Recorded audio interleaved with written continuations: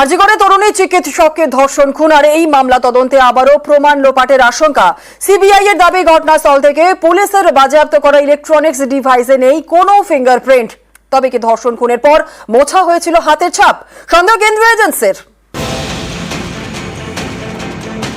9 August আরজিকরে উদ্ধার হয় তরুণী চিকিৎসকের দেহ।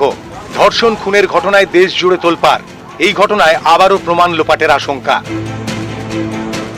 চিকিৎসকের দেহ উদ্ধারের পর ঘটনাস্থল থেকে ইলেকট্রনিক্স ডিভাইস বাজেয়াপ্ত করে পুলিশ।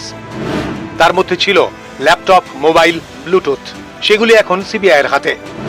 কেন্দ্রীয় এজেন্সির দাবি, এইসব ডিভাইসে আঙুলের কোনো ছাপই নেই। ফলে এর পেছনে কার হাত রয়েছে সেই বিষয়টি খতিয়ে দেখছে সিবিআই তদন্তকারী আধিকারিকরা। ইতিমধ্যে কয়েকজন পুলিশ কর্মীর তারা কিন্তু বয়ান রেকর্ড করেছে। আরজিকরের ঘটনায় সিবিআইকে ভাবাচ্ছে আরও একটি বিষয়। জানা গিয়েছে আরজিকরের প্রাক্তন অধ্যক্ষ সন্দীপ ঘোষ এবং তার গাড়ি চালকের বয়ান মিলছে না। সিবিআই এর দাবি, 9 আগস্ট কাক ভোরে গাড়ির চালককে ফোন করেন সন্দীপ। ফোন করে তাকে বাড়িতে ডাকেন। সন্দীপের গাড়ি চালকের এই বয়ান রেকর্ড করেছে সিবিআই।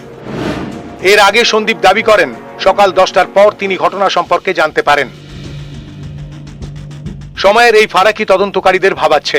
তাই ওই দিন সন্দীপের গাড়ির গতিবিধি যাচাই করছে সিবিআই। আরজিকরে চিকিৎসককে ধর্ষণ খুনের পাশাপাশি আর্থিক দুর্নীতিরও তদন্ত চলছে। আর্থিক দুর্নীতির তদন্তে নেমেছে ইডিও। ইতিমধ্যে সন্দীপ এবং তার ঘনিষ্ঠদের বাড়িতে তারা হানা দিয়েছে।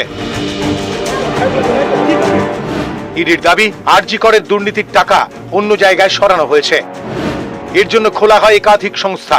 প্রাথমিক পর্যায়ে 8 থেকে 10টি সংস্থার হদিশ পেয়েছে ইডি।